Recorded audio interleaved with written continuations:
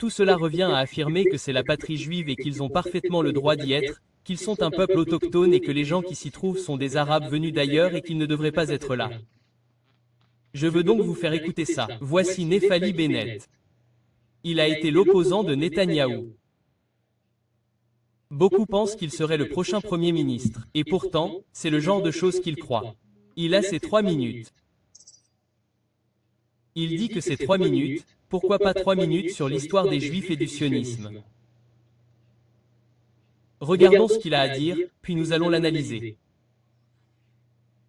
Je vais faire quelque chose que je n'ai jamais fait et je vais essayer en 3 minutes de faire l'histoire des Juifs et du sionisme en commençant maintenant. Le peuple juif est entré pour la première fois sur la terre d'Israël il y a 3300 ans.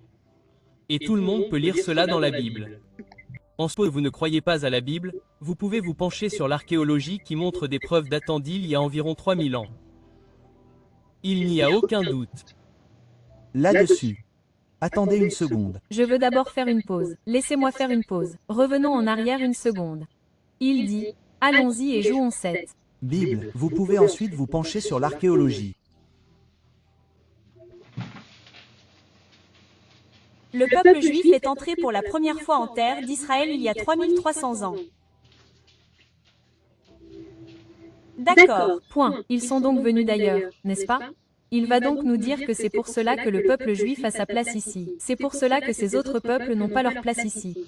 Et il dit, tout d'abord, que le peuple était là. Ils sont arrivés sur cette terre il y a 3300 ans. Et si vous ne croyez pas à la Bible, vous pouvez croire à l'archéologie. Ils sont arrivés dans ce pays il y a 3000 ans. Il y avait donc déjà des gens là-bas. Ce n'était pas dans la Bible, il est même dit que ce n'était pas une terre désolée, juste vide. Il y avait des gens qui étaient là, les Cananéens, et qu'Abraham est arrivé avec sa famille. D'où les érudits disent-ils qu'Abraham est venu? Eh bien, les érudits disent que la Bible indique qu'Abraham a été élevé à Ur des Chaldiens. La plupart des érudits s'accordent à dire que cette région était la ville sumérienne de... Vous savez, ils disent que la ville d'où vient Abraham est à environ 200 miles au sud-est de Bagdad. Je ne peux pas prononcer tous les noms, mais à 200 miles au sud-est de Bagdad en basse Mésopotamie, dans ce qui est aujourd'hui l'Irak. Il vient donc d'Irak. C'est de là qu'Abraham est originaire. C'est de là que vient le peuple juif, car c'étaient les enfants d'Abraham. Il a eu 13 enfants. 12 d'entre eux étaient des garçons, dont une fille. Donc, il y avait les 12 tribus d'Israël et c'est ça le peuple juif. Une partie de cela est le peuple juif. Eux, donc ils ne sont même pas venus de là, mais il l'admet, mais il dit, mais continuons à regarder. Et tout le monde peut lire ça dans la Bible. En supposant que vous ne croyez pas la Bible, alors vous pouvez regarder l'archéologie qui montre des preuves d'il y a environ 3000 ans. Il ne fait aucun doute que le peuple juif a fondé sa première république, le royaume de David, il y a 3000 ans. Il a été détruit, nous avons été expulsés, nous sommes revenus, avons fondé la deuxième république d'Israël, qui a duré plusieurs centaines d'années. Et encore une fois, elle a été détruite cette fois par les Romains. Les Juifs sont restés en Israël, mais peu de Juifs sont restés en Israël. Le reste des Juifs ont été expulsés dans le monde entier. Et chaque jour, ils priaient 3 fois par jour pour dire qu'ils voulaient retourner en Israël. Et eux, c'était... Bien. Arrêtons-nous là une seconde. Il dit que les Juifs sont restés en Israël, mais si seulement quelques Juifs sont restés en Israël. Le reste des Juifs a été expulsé du monde entier. D'accord. Où sont allés les Juifs? Donc les 10 tribus perdues. Il y avait donc les 2 ou bien les 12 tribus d'Israël étaient en fait 13 tribus parce que l'une des tribus était en fait divisée en 2, Éphraïm et Manasseh. Il y avait donc effectivement 13 tribus. La plupart d'entre elles ont été perdues. Il en restait quelques-unes. Nous connaissons l'histoire de ces personnes et où elles se trouvaient, et les Juifs qui sont restés là-bas. Nous savons que ces personnes étaient là. Les 10 tribus perdues, cependant, laissez-moi vous lire ceci. Le roi d'Assyrie s'empara de Samarie et les emmena en Assyrie et les plaça à Hala et sur le port du fleuve de Gozan dans les villes de Mide. Donc, entre 722 et 721 AV, JC, les 10 tribus qui composaient le royaume du nord d'Israël ont disparu, conquises par le roi assyrien. Elles ont été exilées en Haute-Mésopotamie, aujourd'hui la Syrie et l'Irak moderne. Ce sont donc des Arabes. Ce sont donc les 10 tribus perdues. Elles n'ont pas été perdues au sens où elles ont disparu dans le néant. Elles ont été perdues en ce sens qu'elles ont perdu leur identité. Elles ont perdu leur judaïté. Elles ont perdu la religion à laquelle elles croyaient. Elles ont perdu leur identité ancestrale. Elles ne savent plus qui elles sont.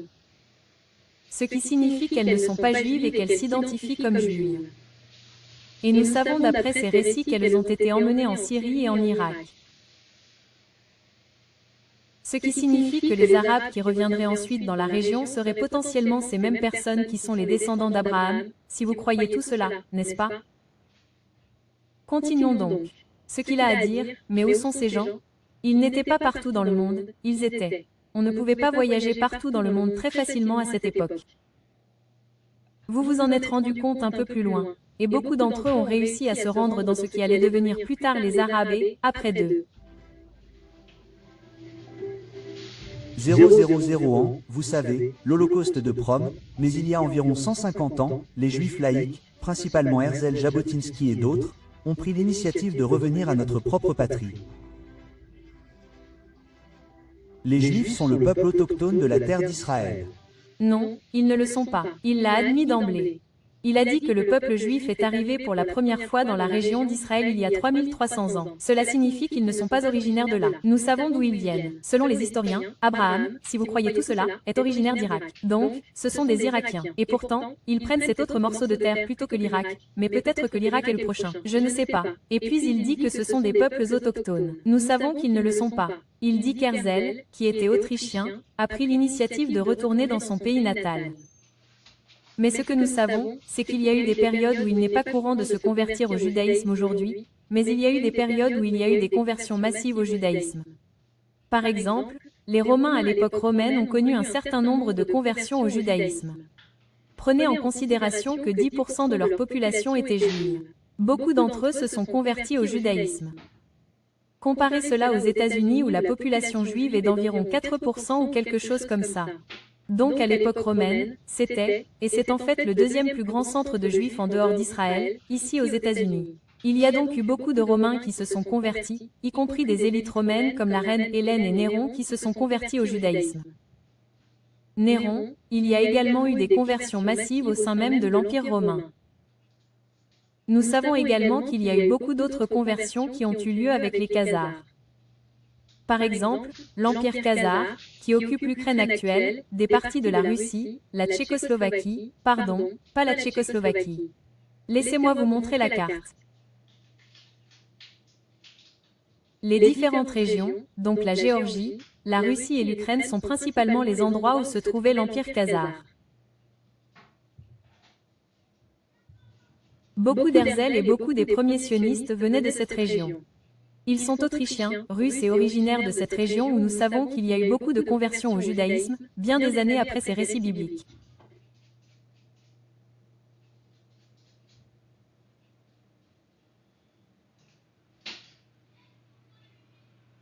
Beaucoup de gens affirment qu'Herzl et beaucoup de juifs ashkénazes originaires de ces régions d'Europe de l'Est sont en fait des descendants de convertis. Oui, ils sont juifs depuis de très nombreuses années. Je ne conteste pas leur judéité, car je pense qu'être juif est une religion. Vous pouvez croire ce que vous croyez. Mais leur judéité ne découle pas d'un lien ethnique avec cette région. Elle découle d'un lien religieux avec une religion, avec une famille, vous savez, des ancêtres qui se sont convertis à un moment donné. Continuons à écouter ce qu'il a à dire. Le terme Palestine a été inventé par les Romains afin de dissocier le lieu qui s'appelait jusqu'à présent Judée. Il n'avait aucun lien avec les Arabes pour la simple raison que les Arabes sont arrivés en Palestine seulement 600 ans plus tard, lors de la conquête arabe. Il n'y avait donc pas d'Arabes en terre d'Israël. D'accord. Donc si les Romains disaient, d'accord, nous allons appeler cela Palestine parce que nous voulons déjudéiser la région. Alors beaucoup de personnes qui étaient juives dans cette région s'identifieraient désormais depuis de nombreuses générations comme faisant simplement partie de la Palestine. Palestiniens, c'est ce qu'ils penseraient.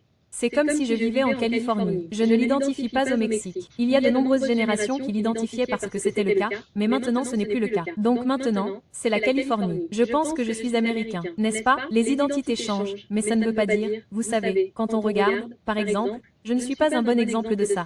Mais quand on regarde les Mexicains américains qui vivent au Texas, par exemple, les Mexicains américains que je connais au Texas y sont allés. Ils n'en sont jamais partis. Ils y étaient tout le temps. Et puis une fois c'était le Mexique, puis la suivante, et puis, vous savez, le lendemain c'était l'Amérique et ils se sont dit, ok, je suppose que maintenant nous sommes américains. Ils s'identifient comme américains. Ils ne s'identifient pas comme mexicains au niveau national.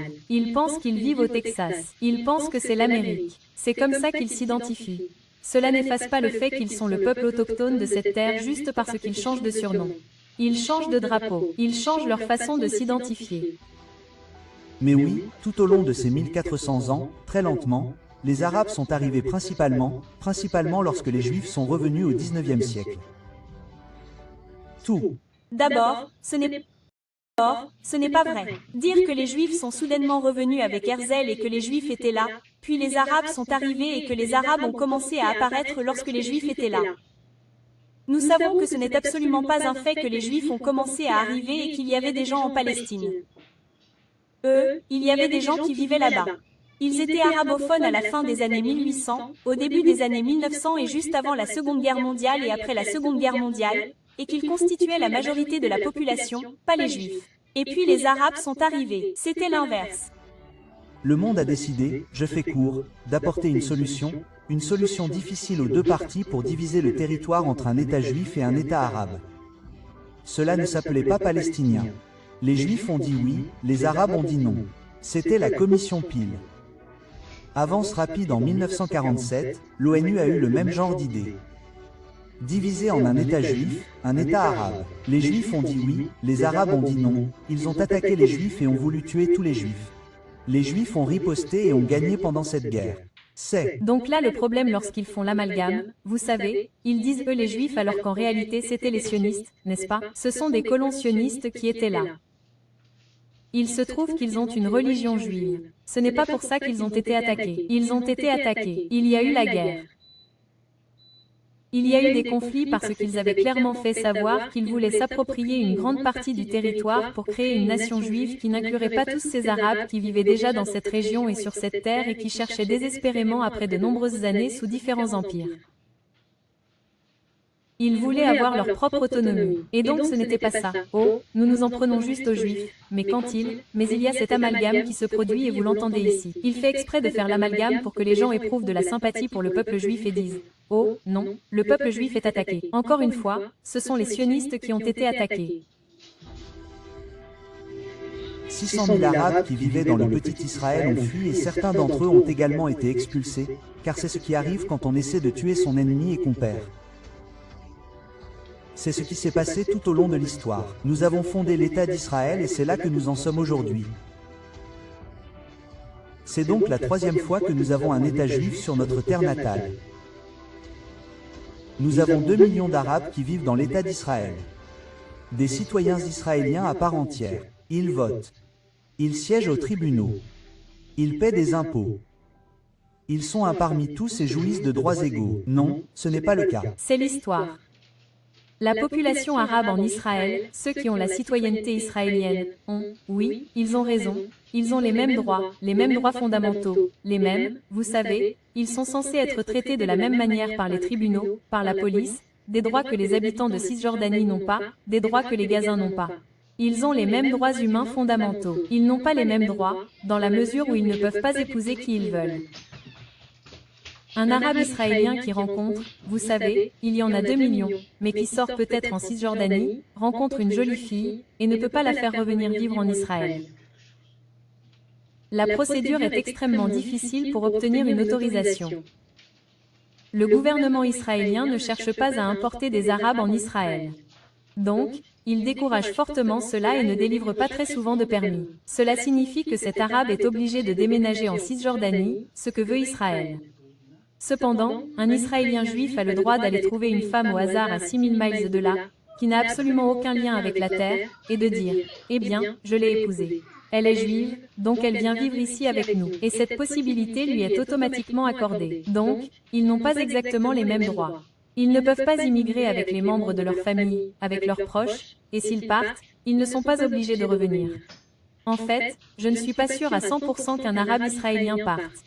Je sais que si un Jérusalémite qui n'a pas la citoyenneté israélienne, je sais que s'il quitte Jérusalem, il perd son statut de Jérusalémite et ne peut pas vraiment revenir. Je ne suis pas sûr à 100% qu'un arabe israélien perde sa citoyenneté israélienne s'il déménage. Cependant, ils n'ont certainement pas les mêmes droits en matière de mariage, de famille et d'immigration. C'est strictement réservé aux Juifs, afin qu'Israël puisse conserver son caractère juif et limiter le nombre d'autres personnes, le nombre de non-juifs qui y vivent. Donc, c'est Naftali Bennett. C'est son argumentaire en 3 points qui explique pourquoi nous appartenons à cet endroit et pas eux. Il est l'ancien Premier ministre d'Israël. Il est susceptible de devenir un autre Premier ministre à l'avenir si Netanyahou est évincé. Naftali Bennett pourrait à nouveau obtenir ce poste. Qui sait, mais voyez-vous, il est toujours aussi extrême que les autres. Ils sont tous très extrêmes. Mais je voulais juste donner cette analyse parce que c'est vraiment ça la réflexion. Et pourtant, depuis le tout début, quand ils disent « Eh bien, les Juifs sont arrivés il y a 3000 ans. Donc maintenant, il s'agit juste de savoir à qui appartient cette terre. » Je suppose que cela dépend de qui peut prouver son existence plus loin. De nombreuses personnes vivant en Palestine aujourd'hui peuvent en fait prouver leur existence jusqu'aux Cananéens, auquel cas ils sont le peuple autochtone. Ils étaient là en premier. Ils ne le sont pas. Ils étaient là avant qu'Abraham et ses semblables n'arrivent. Je suppose que nous allons juste jouer à ce jeu. Qui est arrivé en premier? Plutôt que d'évaluer réellement la réalité de la situation, qui est que vous commettez une campagne de nettoyage ethnique pour chasser ces gens de la terre. Vous ne voulez pas qu'ils soient là, et c'est la raison pour laquelle vous pensez que la terre est à vous.